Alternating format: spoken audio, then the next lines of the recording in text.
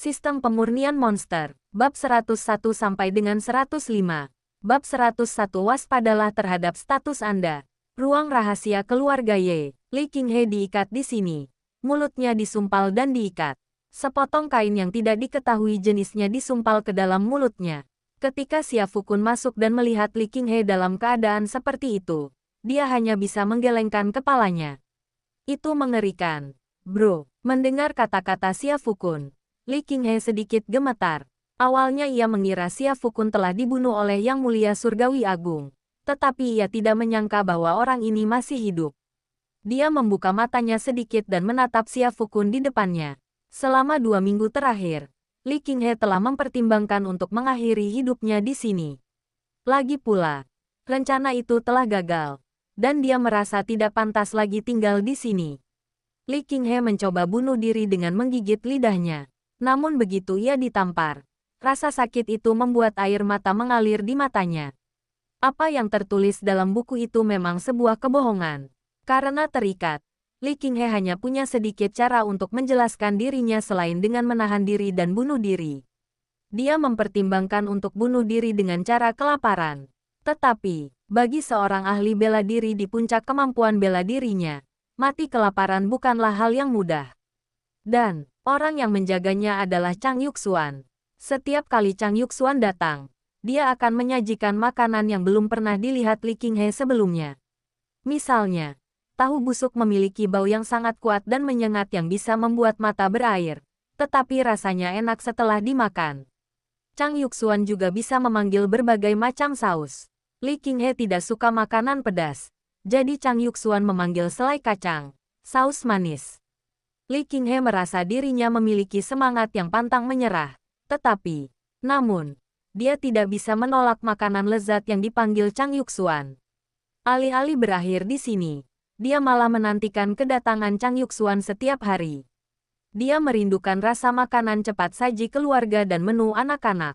Awalnya dia mengira Chang Yuxuan yang membawakan makanan untuknya. Tetapi yang mengejutkan, ternyata itu Xia Fukun. Kamu masih hidup. Mulut Li Qinghe disumpal dengan kain yang tidak diketahui jenisnya, sehingga bicaranya agak cadel. Xia Fukun ragu-ragu selama 2 detik. Keluarkan dulu benda itu dari mulutmu, dan luruskan lidahmu sebelum berbicara. Li Qinghe, hehe, tangan dan kakinya diikat. Seandainya dia bisa meludahkan kain busuk yang ada di mulutnya itu, dia pasti sudah melakukannya sejak tadi. Melihat penampilan Li Qinghe yang, wow, Xia Fukun berpikir sejenak, mengeluarkan sepasang sarung tangan dari cincin spasialnya, lalu mengeluarkan kain yang disumpal di mulut Li Qinghe. Li Qinghe, hei, kamu sangat jijik dengan hal ini, tapi kamu terus memasukkannya ke mulutku. Bicaralah, setelah dikurung di ruangan ini selama lebih dari setengah bulan, apakah kamu benar-benar menyadari kesalahanmu? Setelah mendengar perkataan Xia Fukun, Li Qinghe langsung merasa bingung. Dia ragu sejenak, lalu berkata kepada Xia Fukun, kemenangan dan kekalahan adalah hal biasa dalam perang. Aku telah kalah, dan aku tidak punya apa-apa untuk dikatakan. Kalian boleh membunuhku atau menyiksaku sesuka kalian, tetapi jangan menghinaku. Xia Fukun terkejut ketika mendengar hal ini. Hei, kamu punya nyali. Mendengar pujian Xia Fukun, Li Qinghe segera mengangkat kepalanya dan mendengus dingin. Namun, sebelum dia selesai bersenandung, Xia Fukun memasukkan kembali potongan kain yang tidak diketahui asalnya itu ke dalam mulutnya. Baiklah kalau begitu, pegang erat-erat sisa keras kepalamu dan jangan pernah lepaskan. Xia Fukun berbalik dan pergi sambil berbicara. Li Qinghe merasa tidak senang ketika melihat Xia Fukun hendak pergi. Dia hampir pingsan karena bau kain yang tidak diketahui asalnya itu. Kau mengambilnya. Baiklah. Tapi kenapa kau mengembalikannya? Wah, Li Qinghe menyatakan ketidakpuasannya. Xia Fukun tersenyum dan kembali melepaskan kain yang tidak diketahui asalnya itu. Bisakah kita bicara dengan baik sekarang? Sebenarnya apa yang Anda inginkan? Li Qinghe takut pada Xia Fukun. Pria ini, yang bahkan mampu menghadapi Yang Mulia Surgawi Agung. Pria yang gerakannya tak terduga. Dari mana datangnya malapetaka ini? Sederhana saja. Aku hanya ingin kau bekerja sama denganku. Aku tahu masalah ini tidak banyak hubungannya denganmu. Jadi selama kau bersedia membantuku, aku pasti akan membiarkanmu pergi. Bagaimana? Mendengar kata-kata Xia Fukun, Li Qinghe agak tergoda. Tetapi lebih dari itu, dia ragu-ragu. Bisakah kau membiarkanku pergi? Tentu. Xia Fukun menepuk dadanya. Saya memiliki reputasi yang sangat baik ketika saya berada di Akademi Odin. Setelah mendengar kata-kata Xia Fukun, Li Qinghe langsung terdiam. Bro, mungkin kamu salah paham tentang apa arti reputasi baik. Para murid Akademi Odin itu pasti ingin mencabik-cabikmu. Bagaimana mungkin kau memiliki reputasi sebaik ini? Saat Li Qinghe masih terdiam, dia melihat Xia Fukun mengambil kembali kain itu. Aku tahu kain ini baunya mengerikan. Bukankah ini celana dalam Chang Yuxuan yang dia lepas? Saat Xia Fukun berbicara, dia membalik sepotong kain yang tidak dikenal di depan Li Qinghe. Dan benar saja, kain itu menampakkan bentuk celana dalam. Li Qinghe, his. Seruan kaget serentak memenuhi seluruh ruangan yang tertutup rapat itu. Jika kamu belum memikirkannya matang-matang, aku akan kembali lagi dalam beberapa hari. Saat Xia Fukun berbicara, dia bersiap untuk memasukkan kembali celana Chang Yuxuan ke dalam mulut Li Qinghe. Tunggu sebentar, aku sudah memikirkannya matang-matang. Tapi kau harus memberitahuku apa yang perlu aku lakukan. Mendengar ucapan Li Qinghe, bibir Xia Fukun sedikit melengkung. Dia mendekatkan mulutnya ke telinga Li Qinghe. Ini sangat sederhana. Anda hanya perlu melakukan ini. Setelah mendengar rencana Xia Fukun, Li Qinghe langsung berseru kaget. Apakah kamu gila? Apakah kamu tahu apa yang kamu lakukan? Kau benar-benar ingin melawan bayangan hantu. Dan kau bahkan pergi jauh-jauh ke benua 9 meter. Apakah kau tahu kekuatan seperti apa bayangan hantu itu? Bahkan Cutian menutup mata terhadap bayangan hantu. Meskipun kau mampu mengalahkan Yang Mulia Surgawi Agung, kau masih lolos dari kematian. Apakah kau tidak memiliki kesadaran diri? Xia Fukun langsung merasa tidak senang mendengar ucapan Li Qinghe. Beraninya kau, seorang tahanan, berbicara kepadaku seperti ini. Lalu, dia mengusapkan celana dalam Chang Yuxuan ke wajah Li Qinghe. Jaga jarakmu, kamu akan sangat menderita jika berbicara kepadaku seperti itu. Bab 102 Kamu adalah Zhang San. Nama saya Li Qinghe. Aku merasa sangat diperlakukan tidak adil saat ini. Tapi menghadapi Ghost Shadow mungkin tidak semudah itu. Apa kau benar-benar punya caranya? Kau tak perlu khawatir soal itu. Kau hanya perlu membawa kami ke benua 9 meter. Lalu membawa Ye Qingwan ke Ghost Shadow. Mendengar ucapan Xia Fukun, Li Qinghe menarik napas. Tapi jika kau tidak bisa menghadapi Ghost Shadow, bukankah itu sama saja seperti masuk ke dalam perangkap?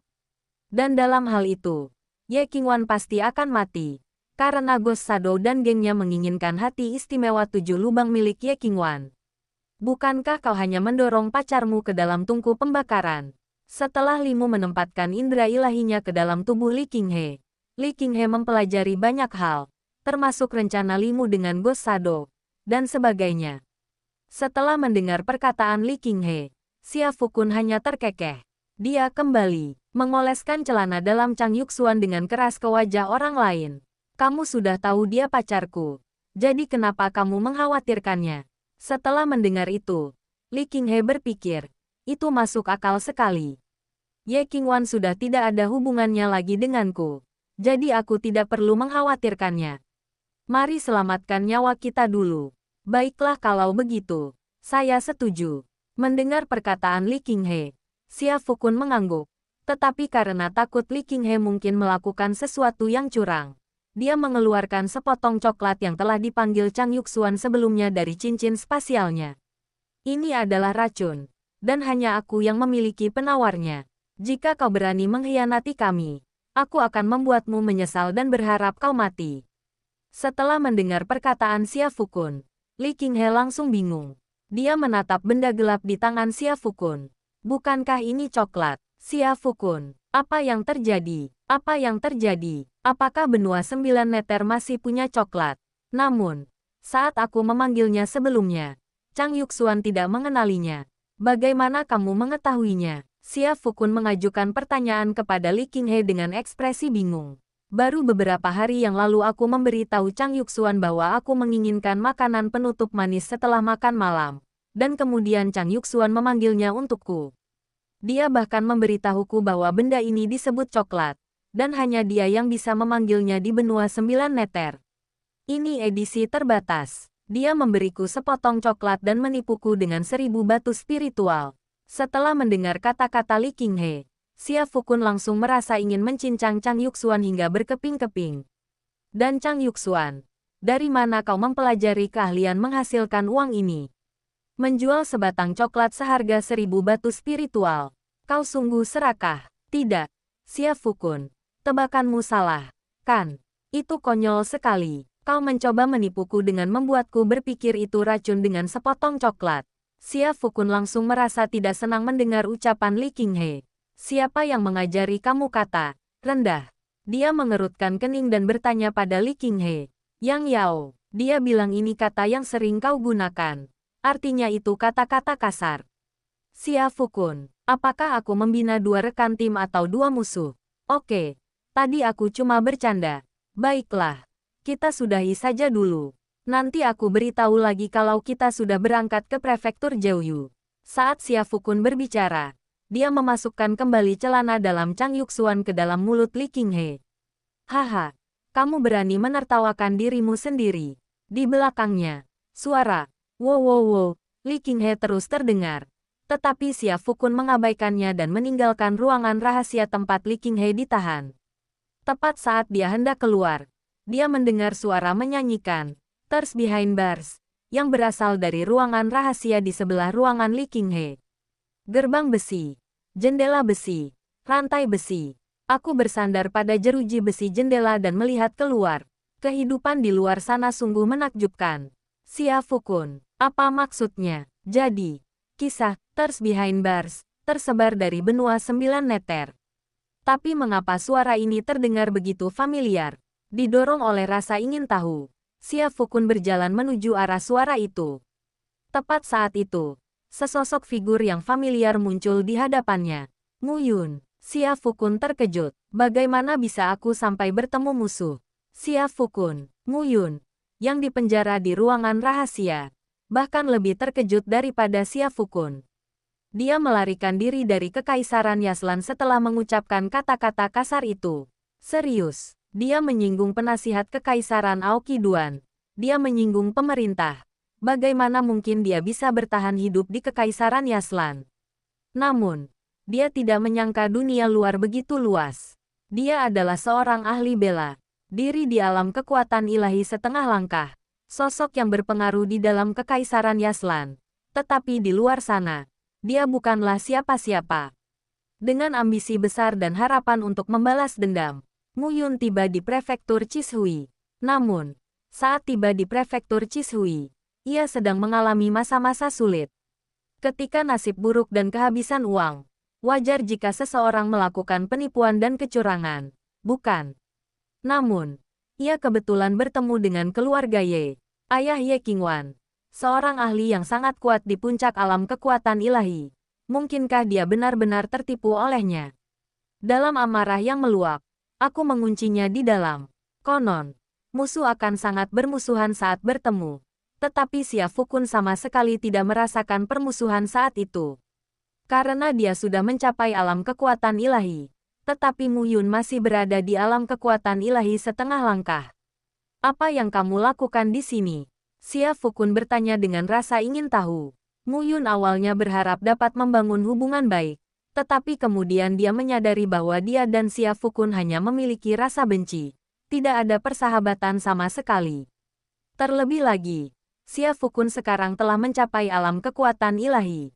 Jadi, Mu Yun terbatuk. Kau salah sangka, aku bukan Mu Yun. Oh, dan siapakah Anda? Xia Fukun terkekeh dalam hati. Dia menduga Mu Yun menyadari bahwa dia sekarang lebih kuat darinya. Jadi dia mundur. Tapi kau baru saja memanggil namaku. Dan sekarang kau bilang kau bukan Mu Yun. Bukankah itu malah memperburuk keadaan? Nama saya Zhang San. Mu Yun tampak serius. Heh, kau Zhang San. Aku sudah mencarimu sejak lama. Xia Fukun mencibir. Mu Yun, bab 103. Apakah kamu sudah kenyang sampai bosan? Mu Yun benar-benar bingung. Ada apa? Ada apa? Apa yang salah denganku? Bagaimana mungkin karakter Zhang San fiktif tiba-tiba menjadi musuhmu? Xia Fukun. Itu sudah keterlaluan. Setelah jeda 2 detik, Mu Yun berkata kepada Xia Fukun. Mungkin aku, Zhang San, bukanlah Zhang San yang kau kenal. Xia Fukun sedikit terkejut. Lalu, Zhang San yang mana Anda? Setelah mendengar perkataan Xia Fukun, Mu Yun berpikir sejenak. Bukankah seharusnya mereka mencari homofon yang tidak sepenuhnya sesuai dengan nama yang diberikan? Maka dia berkata, aku adalah kecoa. Kecoa dari segala kecoa. Dan pohon cedar. Cedar dari segala cedar. Kalian jelas tidak mencariku. Xia Fukun tertawa terbahak-bahak mendengar itu. Apakah Mu Yun sudah gila? Mengapa dia mempermainkan kata-katanya? Hehe, bro. Aku tidak salah orang. Kaulah yang selama ini ku cari. Kokroah-san, dengan nama seunik milikmu, bagaimana mungkin aku salah orang? Setelah mendengar itu, Mu Yun menyadari bahwa Xia Fukun sedang mempermainkannya. Xia Fukun, jangan pergi terlalu jauh. Bagaimanapun juga, aku adalah pemimpin sekte terhormat dari Gunung Baiyun. Gunung Baiyun telah lenyap, sekarang telah menjadi objek wisata di Kekaisaran Yaslan. Xia Fukun memberikan pengingat, Mu Yun, kalau begitu, aku adalah seorang ahli alam kekuatan ilahi setengah langkah yang terhormat. Xia Fukun tidak banyak bicara, dan kekuatannya di alam kekuatan ilahi pun terungkap. Sepertinya kecepatan kultivasimu masih agak lambat, kawan. Aku sudah mencapai alam kekuatan ilahi. Mu Yun terdiam. Dia mengira jika bertemu Xia Fukun lagi, dia akan hancur. Tetapi dia tidak pernah menyangka akan begitu hancur. Baiklah, Mu Yun. Berhentilah berpura-pura. Apa kau pikir aku tidak akan mengenalimu? Cepatlah. Apakah kamu membawa sesuatu yang berharga? Setelah mendengar perkataan Xia Fukun, Mu Yun langsung merasa bingung. Mengapa? Mengapa mereka mencoba memeras saya? Jika Xia Fukun membunuhnya, dia bisa mengerti. Lagi pula, mereka adalah musuh. Tapi Xia Fukun datang dan bertanya apakah dia membawa sesuatu yang berharga. Terus terang. Bukankah itu sudah keterlaluan? Bukankah itu tidak pantas? Mu Yun menyipitkan matanya, menatap Xia Fukun di luar. Harap perhatikan identitas Anda. Xia Fukun bingung ketika mendengar kata-kata Mu Yun. Kau dikurung di sini, dan kau berbicara padaku tentang apakah ini pantas atau tidak. Sebelum Mu Yun sempat bereaksi, Xia Fukun merangkak melewati pilar sangkar yang terbuat dari besi dingin. Yang mengejutkan Mu Yun, cincin spasial itu terlepas dari jarinya. Kemudian, yang membuat Mu Yun sangat terkejut, dia merangkak keluar dari pilar sangkar lagi. Mu Yun, dia memang mencoba untuk keluar, tetapi pilar-pilar kandang itu sangat kokoh, dan kepalanya pun tidak bisa masuk. Melihat kepala Xia Fukun yang jauh lebih besar dari kepalanya sendiri, bagaimana mungkin dia bisa datang dan pergi dengan begitu bebas? Melihat Xia Fukun hendak pergi, Mu Yun segera berseru. Tidak, kau hanya akan mengambil cincin spasialku lalu pergi. Mu Yun awalnya ingin berkata, aku tidak terlalu banyak merugikan keluargamu. Jadi mengapa kau tidak membiarkanku pergi juga? Namun sebelum dia selesai berbicara, dia melihat Xia Fukun berhenti di tempatnya. Kamu benar, Xia Fukun menepuk dahinya. Meskipun kau bukan ancaman bagiku sekarang, jika kau melarikan diri suatu hari nanti, kau akan menjadi bahaya. Memikirkan hal itu, Xia Fukun menjentikkan jarinya ke arah Mu Yun dari kejauhan. Ledakan, ruang rahasia keluarga Ye sedikit bergetar. Mu Yun terjatuh, agak linglung. Pemimpin sekte terhormat dari Gunung Baiyun itu masih belum menyadari situasi tersebut dan bahkan belum bereaksi. Kematian, ia meninggal dunia pada usia 102 tahun. Setelah berurusan dengan Mu Yun, Xia Fukun langsung meninggalkan ruangan rahasia itu. Biasanya, dia seharusnya memasukkan cincin spasial itu ke dalam sistem pemurnian iblis untuk ditukar dengan poin pemurnian. Tetapi sistem pemurnian iblis sedang mengalami kerusakan dan berhenti bekerja. Jadi dia tidak punya pilihan selain menyimpan cincin spasial Mu Yun untuk sementara waktu. Namun, dia sedikit kecewa karena Mu Yun benar-benar miskin. Cincin ruang angkasa itu bersih tanpa noda, seolah-olah dijilat anjing hingga bersih. Dengan melakukan ini, aku mungkin hanya akan mendapatkan beberapa lusin poin pemurnian paling banyak. Ah, para siswa yang lebih muda di Akademi Odin jauh lebih kaya. Xia Fukun mulai merindukan kehidupannya di Akademi Odin. Sepertinya kita tidak perlu terlalu memperhatikan kultivator nakal seperti Mu Yun di masa depan. Dan sebaiknya kita fokuskan perhatian kita pada para pewaris generasi kedua yang kaya raya dari benua 9 meter. Saat itulah Xia Fukun dengan gembira meninggalkan ruangan rahasia keluarga Ye. Mereka tidak menyadari badai dahsyat akan segera datang. Prefektur Cishui, kamu sudah mengikutiku selama lebih dari 10 hari, kan? Kenapa kamu tidak menunjukkan dirimu dan kita bisa mengobrol? Sosok misterius yang mengenakan topeng perak itu tiba-tiba berhenti berjalan. Dengan kekuatannya saat ini, hanya ada sedikit orang di seluruh benua 9 meter yang dapat mengancamnya. Meskipun organisasi Ghost Shadow telah menyinggung banyak orang secara pribadi, dia tidak menyangka bahwa meskipun tubuh aslinya tidak datang, hanya sebuah avatar, seseorang masih akan mengikutinya. Hehe, setelah mendengar kata-kata sang penguasa bayangan, sesosok figur berpakaian putih muncul dari balik bayangan. Sosok itu memiliki sehelai rumput yang menjuntai dari mulutnya, dengan senyum acuh tak acuh di wajahnya. Chu Tian, sang master bayangan terkejut ketika melihat sosok itu. Chu Tian menjadi terkenal lebih lambat darinya, tetapi bakatnya sangat luar biasa. Ketika berusia 100 tahun, ia mencapai alam transformasi suci setengah langkah dan menjadi penguasa prefektur Jiuyu. Namun, keluarga kerajaan prefektur Jiuyu dan Ghost Shadow biasanya tidak banyak berinteraksi, dan Ghost Shadow juga cukup berhati-hati dalam tindakannya. Sang master bayangan tidak pernah menyangka bahwa penguasa prefektur Jiuyu dari Aula Chu Tian akan benar-benar mengikutinya sampai ke prefektur Cishui. Aku penasaran apa yang mendorong Tuan Chu, yang telah mengikutiku sejauh ini, untuk melakukan ini. Sang master bayangan menarik napas dan bertanya pada sosok yang tenang dan terkumpul di hadapannya. Tidak banyak, aku hanya tahu bahwa sang penguasa bayangan tidak pernah meninggalkan benua 9 meter.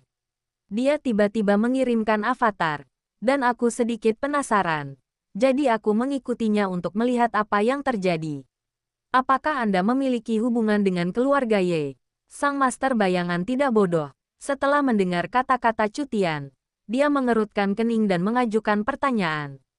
Tanpa kerabat atau teman, Chu Tian tersenyum tipis dan menjawab, "Jadi kamu cuma bosan dan tidak ada hal lain yang lebih baik untuk dilakukan?" Sutradara film itu agak bingung. Dia tidak percaya bahwa orang penting seperti Chu Tian akan mengikutinya tanpa tujuan dan tanpa alasan. Bab 104. Jika kau tak bisa memilikinya, kau akan menghancurkannya. Itu sama saja seperti punya terlalu banyak waktu luang untuk melakukan sesuatu yang bodoh. Chu Tian melirik master bayangan. Seperti yang kau tahu, aku tidak perlu mengurus urusan apapun di prefektur Jiuyu. Aku hanya sangat bosan. Jadi aku akan berkeliling bersamamu, Tuan Bayangan. Setelah mendengar kata-kata Chu Tian, sang master bayangan menarik napas dalam-dalam. Dia adalah seorang penganut teori konspirasi. Dia tidak percaya dengan apa yang dikatakan Chu Tian. Dia khawatir jika dia benar-benar pergi ke keluarga Ye dan mencoba melakukan sesuatu, Chu Tian akan ikut campur. Meskipun dia sendiri merasa bahwa jika pertarungan benar-benar terjadi, Chu Tian mungkin tidak akan mampu mengalahkannya. Masih ada beberapa variabel lain yang perlu dipertimbangkan. Lagi pula, Yang Mulia Surgawi Agung telah binasa di keluarga Ye. Bagaimana jika keluarga Ye benar-benar memiliki seorang tokoh kuat yang tertutup? Memikirkan hal ini, sang sutradara film hanya bisa menghela napas pelan. Dia sudah berlarian ke sana kemari selama hampir setengah bulan sekarang. Karena Tuan Chu sedang santai, Anda boleh berkeliling sendiri. Saya akan kembali ke prefektur Jiuyu dulu. Tidak apa-apa.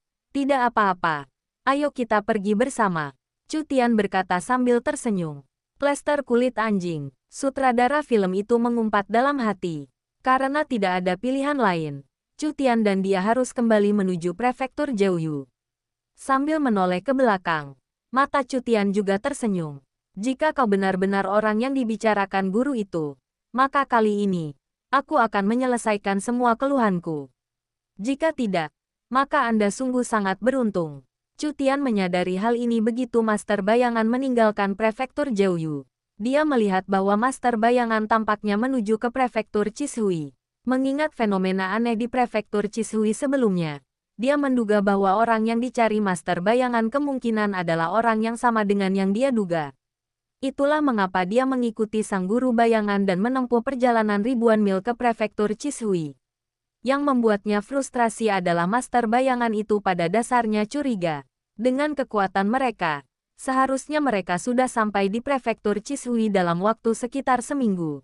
Tetapi dia bersikeras mengambil jalan memutar yang memakan waktu hampir setengah bulan. Sekarang, yang lebih buruk lagi, mereka berdua harus kembali melalui jalan yang sama. Bukankah ini hanya penderitaan?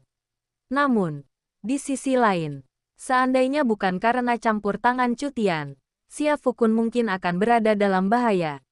Nyata kali ini, lagi pula, sistem pemurnian iblis Xia Fukun saat ini sedang mengalami kerusakan. Dalam keadaan seperti ini, jika dia bertemu dengan Master Bayangan, bahkan hanya klonnya, Xia Fukun sama sekali tidak akan memiliki kesempatan untuk melarikan diri. Keluarga Ye dari prefektur Chishui. Xia Fukun menatap Yang Yao dan Chang Yuxuan yang sedang tergantung di dekatnya. Hehe, bukankah kalian berdua seharusnya pelari cepat? Bukankah kalian menghindariku beberapa hari terakhir ini? Xia Fukun memegang cambuk di tangannya. Sejujurnya, dia bahkan tidak tahu dari mana cambuk itu berasal. Dia hanya merasa cambuk itu pas di tangannya. Tuan Kun, izinkan kami menjelaskan. Kami tidak menghindari Anda. Yang Yao mengedipkan mata pada Chang Yuxuan. Mereka harus melewati cobaan ini terlebih dahulu. Namun di luar dugaan, Chang Yuxuan, bocah gemuk ini, memiliki semangat yang bangga dan pantang menyerah. Dia masih ingat dendam yang Xia Fukun pendam terhadapnya karena tidak mengizinkannya membersihkan tubuhnya. Aku hanya menghindarimu. Lalu kenapa? Setelah mendengar ucapan Chang Yuxuan, Xia Fukun mencibir dan langsung merasa tidak senang. Dia mencambuk dengan cambuk itu. Yang Yao menjerit. Tidak mungkin, Tuan Kun. Chang Yuxuan membantah Anda. Mengapa Anda memukul saya? Yang Yao bingung. Mengapa selalu dia yang terluka? Xia Fukun jelas tidak benar-benar memukul salah satu dari mereka. Itu hanyalah pelajaran yang mereka pelajari. Selanjutnya, aku akan pergi ke prefektur Jiuyu bersama kakak iparmu dan Li Qinghe. Akan ada banyak bahaya di sepanjang jalan. Jauh lebih berbahaya daripada bahaya yang dihadapi keluarga Ye. Sebaiknya kau tidak ikut denganku. Aku sudah mengirim pesan ke Akademi Odin melalui Merpati Pos. Kembalilah dan laporkan diri untuk bertugas. Setelah menurunkan Chang Yuxuan dan Yang Yao, Xia Fukun mengatakan sesuatu dengan serius. Tidak mungkin, Tuan Kun. Bukankah kita sudah sepakat sebelumnya bahwa saya akan tetap di sisi Anda dan membantu Anda menghasilkan uang? Mendengar kata-kata Xia Fukun, Chang Yuxuan dan Yang Yao langsung menjadi cemas. Yang Yao terkejut begitu Chang Yuxuan selesai berbicara. Ya, jika Chang Yuxuan bisa menghasilkan uang untuk Xia Fukun, apa yang bisa dia lakukan? Setelah jeda 2 detik, Yang Yao juga berseru. Tuan Kun, saya bisa menghabiskan uang untuk Anda. Gulungan. Xia Fukun memelototi Yang Yao, lalu mengalihkan pandangannya ke Chang Yuxuan. Kau benar-benar ingin menghasilkan uang untukku? Ya, Tuan Kun. Chang Yuxuan membenarkan. Merasa bahwa dia akan kembali mencapai terobosan. Dan dia mengaitkan semua itu dengan Xia Fukun. Tanpa Xia Fukun, dia mungkin hanya bisa memanggil sosis. Tapi sekarang, dia bisa memanggil pasta gigi, sabun, dan bahkan minuman manis. Kalau begitu, sebaiknya kau tidak pergi ke Akademi Odin. Mendengar perkataan Xia Fukun, mata Chang Yuxuan memerah. Tuan Kun, Anda masih mencintai saya. Kamu bisa tinggal di kota Tianfang dan membantuku menghasilkan uang di persekutuan pedagang mapel merah. Xia Fukun merasa bahwa apa yang dia katakan tidak menimbulkan masalah. Bisakah saya menghentikan Chang Yuxuan untuk terjun ke dunia bisnis? Dia tidak menyangka bahwa begitu dia selesai berbicara, Chang Yuxuan hanya akan mendengus dingin dan pergi. Apa yang sedang terjadi? Yang Yao. Xia Fukun mengalihkan pandangannya ke Yang Yao, yang masih berada di tempatnya. Aku memperhatikan bahwa ekspresi Yang Yao juga cukup rumit saat ini. Tuan Kun, Anda benar-benar meninggalkan kami. Dengan air mata berlinang, Yang Yao menyelesaikan pidatonya dan bersiap untuk pergi. Namun ketika dia berbalik dan mengayunkan cambuk, tanpa diduga dia mengenai selangkangan Xia Fukun. Ekspresi Xia Fukun sedikit berubah. Apakah kamu ingin menghancurkan apa yang tidak bisa kamu miliki, Yang Yao? Xia Fukun tahu bahwa Chang Yuxuan dan Yang Yao ingin mengikutinya. Namun kali ini, dia tidak akan pernah membawa mereka berdua bersamanya dalam keadaan apapun. Seandainya Yang Yao tidak menghadapi situasi hidup dan mati selama kunjungannya ke keluarga Ye, dia mungkin akan berubah pikiran. Namun, dia bahkan tidak tahu kapan sistem pemurnian iblis akan dipulihkan. Dia membawa Ye Qingwan karena itu perlu, tapi dia tidak yakin lagi bisa melindungi Yang Yao dan Chang Yuxuan. Dibandingkan dengan bumi, Xia Fukun merasa bahwa hidup dan mati lebih umum terjadi di benua 9 neter. Karena tidak ada hukum yang melindungi orang-orang di sana. Justru karena alasan inilah dia lebih peduli pada kehidupan orang-orang di sekitarnya. Daripada membiarkan Yang Yao dan yang lainnya menanggung risiko bersamanya. Lebih baik membiarkan mereka mengeluh untuk sementara waktu. Setidaknya dengan begitu, mereka masih hidup. Bab 105 Desa Terbengkalai. Sebuah desa yang terbengkalai. Ini adalah desa yang namanya saja sudah membuat Anda merinding. Karena fasilitas teleportasi di prefektur Chisui baru akan beroperasi sebulan lagi, Xia Fukun dan kedua temannya harus mengambil jalan memutar ke kota lain untuk menaiki pesawat ruang angkasa menuju prefektur Jiuyu. Desa yang sepi ini adalah salah satu desa yang pasti akan dilewati Xia Fukun dan kedua temannya. Apa kau benar-benar tidak akan mengajak Yang Yao dan Chang Yuxuan? Ini bukan kali pertama Ye Qingwan mengajukan pertanyaan ini kepada Xia Fukun. Jujur saja, dia merasa ada sesuatu yang hilang di sepanjang perjalanan tanpa kedua orang ini. Jawaban Xia Fukun tegas. Jika aku membawa mereka bersamaku, aku tidak bisa menjamin keselamatan mereka. Apa yang lebih baik daripada tetap hidup? Xia Fukun tersenyum. Sejujurnya, dia hanya sesekali bersikap serius di depan Ye Qingwan. Memang, perjalanan ini penuh bahaya. Dan kita tidak tahu apakah kita bisa berhasil menyelamatkan ayah. Ye Qingwan menghela nafas. Jangan khawatir. Semuanya akan baik-baik saja. Xia Fukun berkata sambil tersenyum. Tolong hentikan rayuan kalian berdua. Aku punya pertanyaan. Benarkah kita akan memasuki desa terpencil ini? Aku punya firasat tempat ini berhantu. Li Qinghe mengikuti di belakang kedua pria itu. Xia Fukun tidak khawatir Li Qinghe akan melarikan diri. Lagi pula, bahkan jika sistem pemurnian iblisnya mengalami kerusakan, tidak akan mudah bagi Li Qinghe untuk melarikan diri dengan kekuatannya. Atau kamu bisa tidur di luar desa dan kami bisa masuk ke dalam. Xia Fukun menanyakan pertanyaan pada Li Qinghe. Hehe, kalau begitu mari kita lakukan bersama-sama. Li Qinghe tertawa canggung. Siapa bilang seniman bela diri tidak boleh takut hantu? Li Qinghe hanyalah seorang pengecut. Lalu kenapa? Apakah ada masalah? Kelompok itu memasuki desa yang sepi, yang benar-benar sunyi. Apa yang terjadi? Apa yang terjadi? Mengapa tidak ada satupun rumah yang menyala? Li Qinghe mengajukan pertanyaan yang tampak agak aneh. Lampu rumahmu masih menyala jam 2 atau 3 pagi. Diamlah. Li Qinghe terdiam. Dia merasa bahwa jika dia mencoba menggunakan kata-kata, dia pasti tidak akan mampu menandingi Xia Fukun. Saat ketiganya masuk lebih dalam ke area tersebut, dari desa yang sepi itu, serangkaian suara, desir, terdengar dari dalam. Li Qinghe bergidik. Xia Fukun, desa terpencil ini mungkin benar-benar berhantu. Apa kau mendengar suara aneh barusan? Hehe, Xia Fukun mencibir. Seperti kata Tagore, hal-hal terbaik selalu terjadi secara tak terduga. Tetaplah menyimpan harapan di hatimu. Bekerja keras. Dan tunggu dengan sabar sampai hal-hal baik terjadi.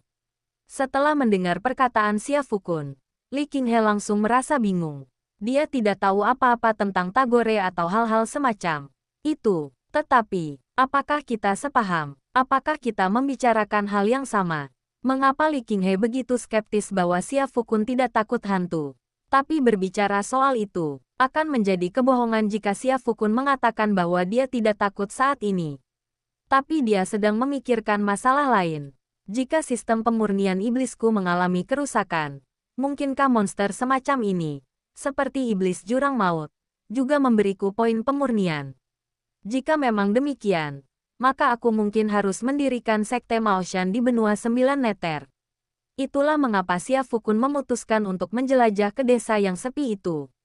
Semoga dia bisa merangsang sistem pemurnian iblisnya. Kita tidak bisa terus-menerus mogok kerja dan tidak melakukan pekerjaan apapun, kan? Melihat Xia Fukun terus melangkah lebih dalam dan Ye Qingwan di sebelahnya tampak tidak takut, Li Qinghe tercengang. Apakah kedua orang ini benar-benar seberani itu? Tunggu aku, bagaimana bisa kau meninggalkanku begitu saja? Apa kau tidak punya hati nurani? Melihat Xia Fukun dan Ye Qingwan sudah agak jauh darinya, Li Qinghe segera memanggil. Xia Fukun melirik ke arah Li Qinghe dan mendengus dingin. Kami, anggota keluarga Xia, tidak memiliki hati nurani. Haha, apa yang kamu katakan sangat masuk akal. Meskipun mengatakan itu, Li Qinghe tetap patuh mengikuti Xia Fukun. Dan, seperti kata pepatah, apa yang Anda ucapkan akan menjadi kenyataan. Dalam suasana yang suram dan menakutkan seperti itu, cukup masuk akal jika hantu berkeliaran muncul, bukan? Oh, jeritan melengking terdengar. Kaki Li Qinghe gemetar. Apakah kamu mendengar sesuatu? Li Qinghe hendak bertanya kepada Xia Fukun, yang berdiri di samping, ketika dia meraih sesuatu dan akhirnya meraih lengan baju berwarna putih. Astaga, apa-apaan itu? Bajunya langsung basah kuyup. Li Qinghe melepaskan pegangannya, dan tubuhnya terpental beberapa meter jauhnya. Sementara itu, Xia Fukun dan Ye Qingwan juga melihat hantu yang muncul di samping Li Qinghe. Halo, apakah kamu hantu? Xia Fukun melangkah maju dan dengan sopan menyapa pihak lain. Hantu, berpakaian putih, teman muda. Bukankah tidak pantas berbicara dengan kata-kata yang menyakitkan seperti itu? Mendengar suara hantu berjubah putih itu, Xia Fukun merasa sedikit frustrasi. Apa yang terjadi? Apakah kau hantu yang berdandan seperti ini sedang berjalan-jalan di tengah malam? Batuk-batuk, hantu berpakaian putih itu terbatuk. Saya Men Yang, kepala desa dari desa terpencil ini. Saya datang ke sini untuk memperingatkan kalian para pemuda setelah mengetahui kalian telah mengganggu. Tetapi niat baik saya malah disambut dengan ketidakberterimaan. Kalian bahkan mencurigai saya sebagai hantu. Sinar matahari bersinar terang, dan domba-domba merumput perlahan. Xia Fukun langsung merasa bingung. Ini bukan desa yang terbengkalai. Ini desa peternakan domba. Di manakah kambing yang menyenangkan dan kambing yang malas? Xia Fukun bertanya dengan santai. Hah, aku tidak menyangka kau mengenal Xiang Yang dan Lan Yang, para pendekar dari desa kami yang terlantar. Xia Fukun, hehe, jangan bicarakan itu sekarang. Apa maksudmu dengan mengingatkan kami? Xia Fukun mengajukan sebuah pertanyaan. Oh, desa kami yang sepi ini adalah desa kuno dengan sejarah panjang. Jadi konon hantu dan monster muncul di sana. Aku hanya ingin memperingatkanmu untuk berhati-hati. Apakah hantu benar-benar ada? Xia Fukun merasa gembira. Pada saat itu, Li Qinghe, yang berdiri di samping, juga bangkit dan langsung bingung melihat kegembiraan Xia Fukun. Hei, kenapa kamu begitu antusias dengan sesuatu yang mencurigakan? Tentu saja, ada sumur hantu di desa kami yang sepi ini. Konon dihuni oleh hantu-hantu yang tak terhitung jumlahnya. Namun, mereka tidak keluar di malam hari, hanya di siang hari. Karena kau bukan dari kota ini, sebaiknya kau tidak berlama-lama di sini, atau sebaiknya kau segera pergi. Setelah mendengar kata-kata Men Yang, Xia Fukun langsung terkejut. Jadi, hantu-hantu di desa terpencilmu itu cukup sombong. Mereka tidak keluar di malam hari, tetapi berjemur di bawah sinar matahari di siang hari. Namun, karena ada sesuatu yang mencurigakan, Xia Fukun tidak bisa langsung pergi begitu saja. Haha, kau terlalu baik, kepala desa Manyang. Kalau begitu, kami akan menginap di tempatmu malam ini. Men Yang, anak muda, apakah kau tidak mengerti bahasa manusia? Aku sudah menyuruhmu pergi, dan kau masih ingin menginap. Sebelum Men Yang sempat berbicara, Xia Fukun berkata, kepala desa Manyang adalah orang yang sangat baik. Mari kita menginap di tempatnya malam ini. Men Yang,